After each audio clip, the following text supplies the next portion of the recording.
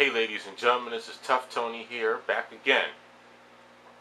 And I was reading up on some stuff through the grapevine, all these different wrestling websites, and I don't know if this is a rumor or not, but it has been brought to my attention that Bischoff and Hogan's, Bischoff is not working on a contract because he doesn't really work for him, but it has been brought to my attention that Hulk Hogan is actually thinking about really retiring for the 20th time in his 40-year career. And he is actually thinking about leaving this world of wrestling. His contract is under negotiation, and it is actually very plausible that TNA would not reinstate his contract. And of course, you know, if he leaves, Bischoff is going to leave. Now I know what you're doing now. Y'all probably jumping for joy. You're probably jumping out of your chairs, turning over tables, throwing bottles at the television. But you know, is it exactly good news? Is it exactly bad news? But this is one thing I've been listening to, is how Hogan came to TNA and made a whole bunch of empty promises. You have probably the biggest name in wrestling, period. And he has done little to nothing for the promotion. He hasn't drew any money for the promotion. He hasn't helped in the ratings of the promotion. And something's gone wrong. Off the fact that you have them, you have Jarrett, who can't draw money in his own fucking company. You have Vince Russo. Don't even get me started on him. I do have a... Did I ever do a rant? Actually, I do have something on Vince Russo. I just haven't posted it yet. I should post it today.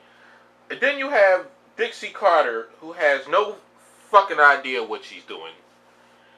And then there's the one thing, all I've been hearing is that, man, it's going to suck for the ratings. They're not going to be able to do any good ratings anymore. I have actually went online, and I have found the ratings after October 29th, I believe, when they first announced that him and Dixie Carter were going to be partners. I have the ratings from then to the ratings now. 2011, the last 3 months, and then November, then the last little bits of October, November, and December of 2009, and the last couple months from here on in. After Hogan was announced, these are Impact's ratings, what I found online. And it's going to be a lot of numbers. You really don't have to really pay attention to this. I'm just trying to prove a point.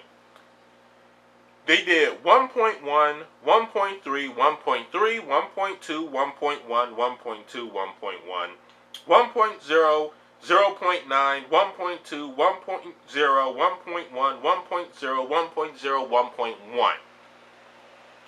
This is the 2.5 months after they announced Hulk Hogan's arrival.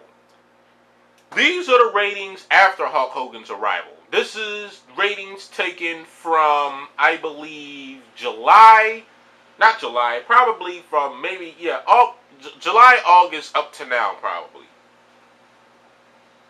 You have, now this is the argument, this is just a proof point to the people that says the ratings are going to be terrible. Now you just listen to me read the ratings prior. These are the ratings now. 1.1, 1.2, 1.0, 1.2, 1.0, 1.0, 1.1, 1.2, 1.2, 1.2, 1.1, 1.2, 1.1, 1.2. It's like fucking writing lines of code. TNA has not broken a 2. They have not barely broken a 1.5, people. Is Hulk Hogan leaving gonna really be that much of a fucking difference? At least now with them gone, they be able to pay the fucking talent sometimes. This is fucking insane. And you bring this guy in with all that fucking money, you do nothing for the business, trying to say that the ratings going to be much more crappy? Listen, I tell you one thing. In between the years of 2008 all the way up to 2010, TNA always averaged at least a 1.1 or a 1.2 or a 1.3. They had a lot of... Before Hulk Hogan came, they actually did a 1.3 or a 1.5 once in a while. Now the average is a 1.1. Under Hogan's regime, they had a 0.9, 0.5s. When WWE Raw wasn't even on the air, and they had to put SmackDown Town on there. TNA did a 1.3. I mean a 0.3. So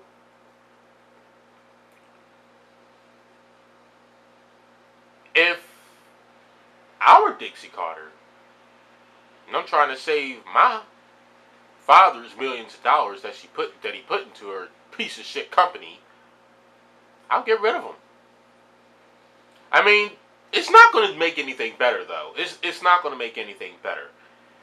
And then the fact of the matter is, they're not going to be able to hire anybody worthwhile to fill those shoes. I mean, Dusty Rhodes is working for WWE. So is Ricky the Dragon Steamboat. So is J.J. Dillon, Pat Patterson, anybody, Arn Anderson, anybody, and you know JR is not going to take any part of it.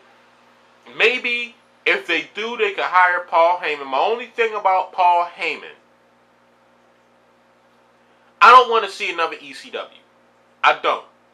I know Paul Heyman can do a lot with that company. And he already said that when they brought the ECW guys over, he said he loves them, but come on. These are 40-year-old plus guys that haven't worked any kind of a schedule for the last 10 years.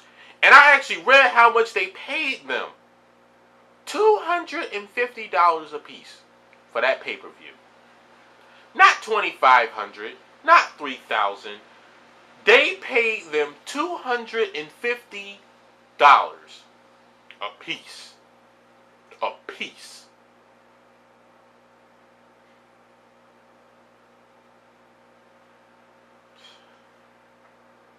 It just upsets me. Then you want to fire... Then you haven't seen Inc. because they blabbed that they was getting food stamps. Why not? You're not fucking paying them. You pay them for appearance and you never book them. They can't get any work anywhere else. They're fucking starving. What the fuck? You expect them to starve? But maybe... I don't think shit's gonna change, you know? It's gonna go out the door a lot faster. This is Tough Tony, signing off. Have a nice day.